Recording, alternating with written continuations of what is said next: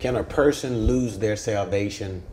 What does the scriptures teach about this particular question? Now, there are a lot of scripture that talks about this particular concept, but we want to just deal with one particular passage and see exactly what is it that it teaches about the continuation of salvation, or as we would simply ask, can a person lose their salvation? Now, it's a very familiar passage of scripture from the Apostle Paul, and it's found in the book of Ephesians, chapter 2. But we're only going to look at two verses in particular. Now, Paul talks a lot about these things, okay? But we're going to only look at two particular points, two scriptures, all right? And we're going to look at this concept in particular, even though Paul speaks broadly on it. All right, Ephesians chapter 2, verse 8 and 9. We start reading, and I'm reading from the King James Version. For by grace are ye saved through faith, and that not of yourselves. It is the gift of God, not of works, lest any man should boast. Okay, now let's first look at it objectively, and then we'll kind of cue into it to try to see exactly what it is that Paul is saying as we try to answer the question, can you lose your salvation? And it's going to all really boil down to the intricacies of Greek grammar. And I know you don't want to be bored to death by Greek grammar, but that's where the magic takes place. And it helps us to understand what Paul is teaching, or in particular, it answers the question for us today about the loss of salvation. Okay, now let's go here. Let's go back to our Greek text again, and let me do it in a more roundabout fashion so that we don't get bogged down into the rest of the details, okay, because it's such a broad statement. The first thing that he says is that we are saved. We are saved because it is a gracious gift from God. For by grace. For by grace we are saved. Okay? So we are saved because it is a gracious gift of God. And in verse number 9, he says what? Not from our works. That is, not because we are obedient to the commandments of God. Because he said if we were obedient to the commandments of God, and this was somehow the means of our salvation, it would lead to what?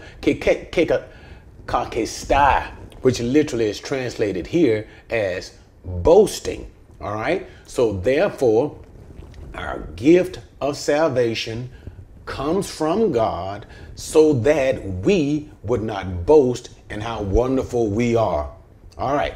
But now let's deal with the issue about our salvation. And it's basically two words that we want to concentrate on in this particular teaching. And that is este sesomenoi. And I hope I pronounced it right.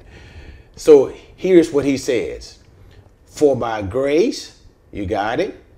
You are. Now he chose to use a present tense verb that speaks of their present spiritual status. That means, in other words, by using this present tense, this is what they are.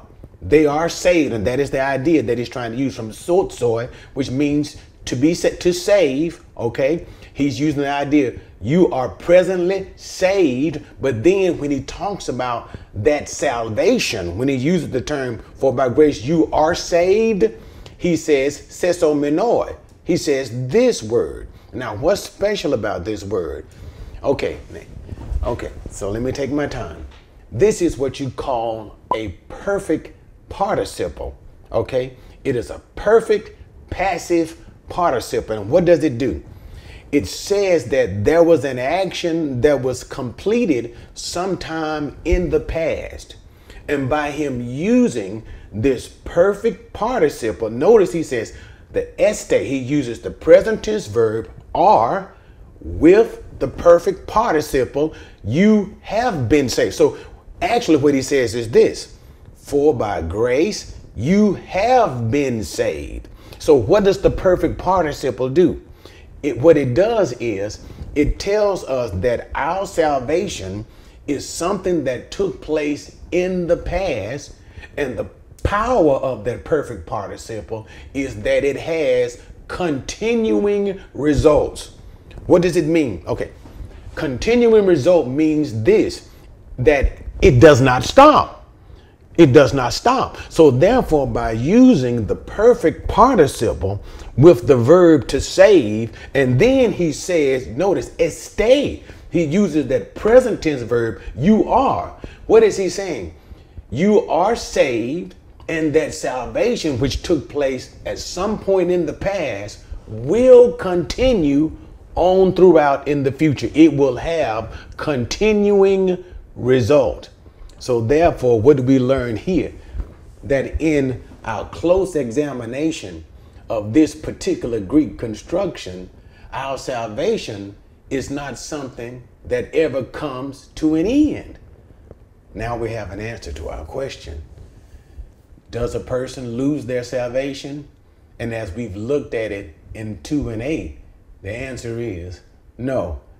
You can rest assured, those who are truly saved are never unsaved. The Lord who started a good work in you will bring it to completion. All right. Thanks, guys, for joining me in that little nugget. And by the way, if you haven't subscribed to the channel, subscribe. And if you'd like, leave comments or suggestions. All right. See you on the next time.